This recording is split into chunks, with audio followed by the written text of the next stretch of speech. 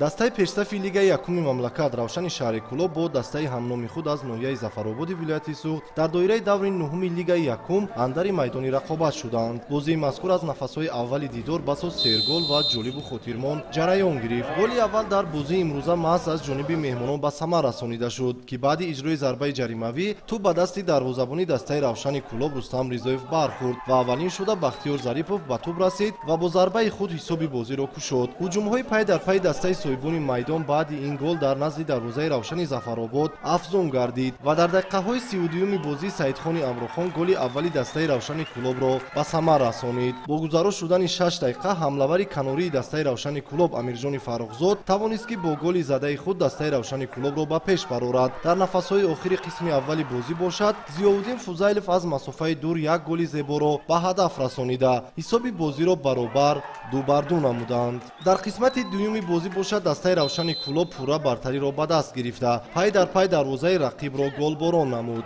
Нахуст дар дақиқаҳои 51-уми бозӣ Наврӯз Рустамов бо голи задаи худ дастаи Равшанро ба пеш баровард. Дере нагузашта саҳитараш дар дақиқаи 78-уми бозӣ боз ҳам Наврӯз Рустамов баъди иҷрои як ҳуҷуми зебо аз ҷониби ҳамдастагонаш голи дуюми худро дар ин бозӣ ба дарвозаи рақиб ворид намуда ҳисоби бозиро 4-2 намуд. Баъди ин гол ба ҷои футболбозони бо маҳорати дастаи Равшан дастпарварони ҷавони даста ба майдон омаданд. Яке аз футболбозони ҷавони дастаи соҳибони майдон Некрӯз Салимзода баъди ба майдон омадан бо як бозигузории зебо голи нахустини худро дар мавсими имсола ба ҳадаф расонид ки ин гол дар дақиқаи 82-юми бозӣ зада шуда дастаи Равшан бо ҳисоби 5-2 ба пеш баромад. Дар дақиқаҳои изофашуда саҳитараш дар дақиқаи 93-юми бозӣ ҳимоятгари такягоҳии Равшан Абдураҳмон Нозимов голи шашуми дастаи Равшани Кулобро ба дарвозаи рақиб ворид намуд. Нахустдидори дастаҳои Равшан аз шаҳри Кулоб ва ноҳияи Зафаробод бо ҳисоби калони 6-2 бар нафъи дастаи соҳибони майдон Равшани шаҳри Кулоб ба анҷом расид.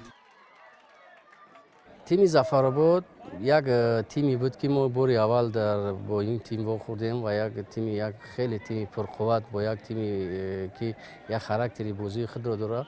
خیلی تیم خوب است. اول رحمت به مو سرپرستایی که همین تیم دستگیری کردن به لیگ اول بردن. خیلی تیم خوب است. ما خیلی که با ماگان معلومات دیدیم در قسم اول هوا خیلی هم گرم بود، بچه‌ها کمتر حسابی گرمی و در قسم دوم ما تاکتیک و اصول خود را حلیش کرده و زمینه کردیم و بازی خیلی بازی خوب شد. Ну, к сожалению, да, получилось вроде бы поначалу хорошая, интересная игра, и получилось два разных тайма. В первом тайме ребята начали хорошо, достаточно моментов создали, повели в счете.